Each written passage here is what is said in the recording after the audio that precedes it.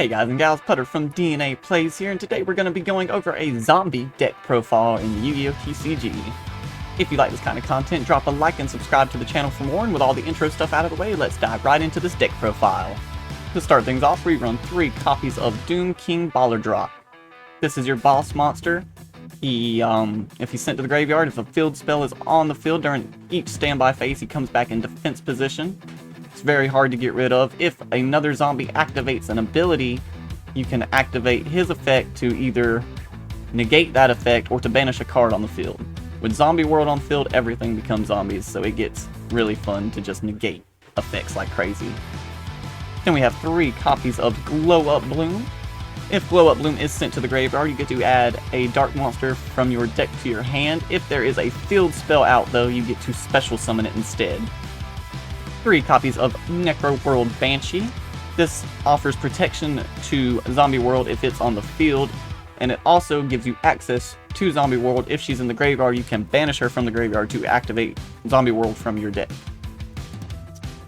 3 copies of Gazuki. Once per turn, you get to send a card from your deck to your graveyard. Obviously, you want to send something like Glow Up or a Bottle Rock, depending. If you send the Glow Up, it triggers its effect to summon Bottle Rock if you have Zombie World out or add it to your hand. So a great power card for searching. Or to not search, but to kill. 3 copies of Mizuki. If Mizuki's in the graveyard, you can banish it from the graveyard to special summon a zombie monster from your graveyard. 3 copies of Unizombie. Unizombie acts as a tuner. He also has an ability that lets you take a card from your deck to the graveyard if you add a level to a monster on the field. It's more important to be able to send the monster from the deck to the graveyard than it is for the levels to be manipulated. But there are synchro summons in this deck, so it might help out in the long run. 2 copies of Shiranui Solitaire. You contribute a zombie monster to summon another zombie monster from your deck. This is usually used to get access to Unizombie. 1 copy of Darkgrapher, because he's limited. Once per turn, you can send a dark monster from your hand to the graveyard in order to send a monster from your deck to the graveyard. 1 copy of Samurai Skull. That's a weird one, but when he's summoned, you get to send a zombie from your deck to your graveyard. And if he is destroyed, you get to special summon a zombie, a level 4 lower zombie from your deck. Then we run 3 Ash Blossoms. Not only do they match the theme of this deck, because they are zombies and they're tuners and we have synchro summons, but you want these in every deck anyway. You want to be able to tell your opponent no. For the spells, we run 2 copies of Zombie World. I don't run 3 because there's so many ways to get access. There's so many cards that send cards to the graveyard. If you send your Necro World Banshee to the graveyard, you get Zombie World. And there's so many cards that are letting you manipulate the graveyard in this deck that you only really need 2 copies. 1 copy of Terraforming, just in case all the other searches are out. 2 copies of Zombie Necronize. If you have a high-level zombie on the field, you can target a monster your opponent controls and take control of it. And also, if Zombie Necronize is in your graveyard, you can add a banished monster from your banish pile back to your deck and shuffle it. And then you get to reset Zombie Necronize, but it's banished when it leaves the field the second time. So this is good because if your opponent banishes Baller Drop, there's no way to get him back. And that kind of breaks your entire strategy. So you want to be able to have a way to bring them back from the banish pile on the off chance that that happens. 2 copies of Book of Life. This is just basic zombie, zombie reborn stuff. 2 copies of Shared Ride. This is going to give us a lot of draw power on our opponent's turn. Every time a card is added from the deck to the hand that's not from the draw phase, then you get to draw a card.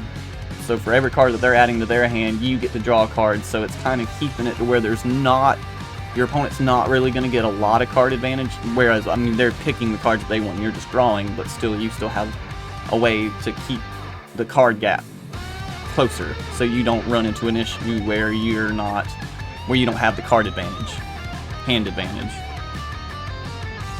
1 copy of Reinforcement of the Army. Darkgrapher is limited, so is Reinforcement of the Army. This gets you Darkgrapher because he's limited. There's only 1 copy, and he's a very powerful search engine in this deck.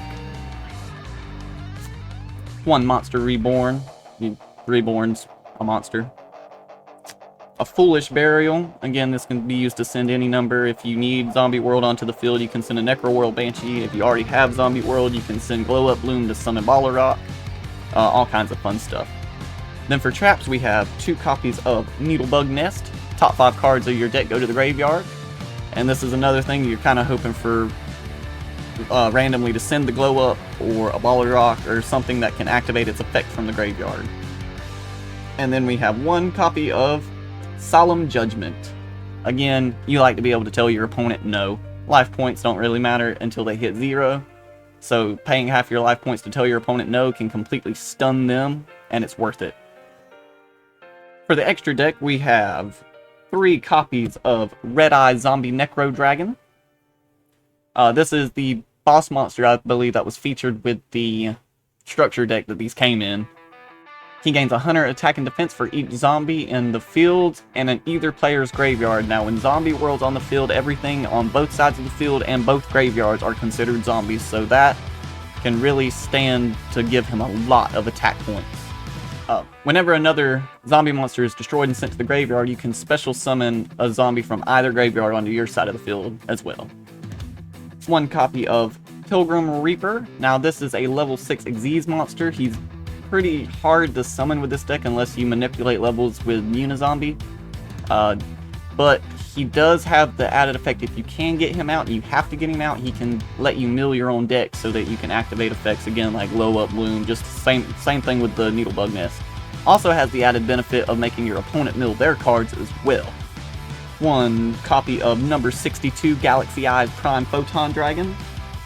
This deck powers out level 8. Ballarok is a level 8. You're going to be getting him out a lot. You're going to be getting multiples of him out. At the end board, you want 3 of them out. You want all 3 of them to get to the graveyard as fast as possible.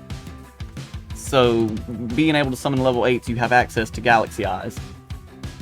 And then 1 copy of Galaxy Eyes Full Armor Photon Dragon. This one can be Xyz summoned using Prime Photon Dragon as material.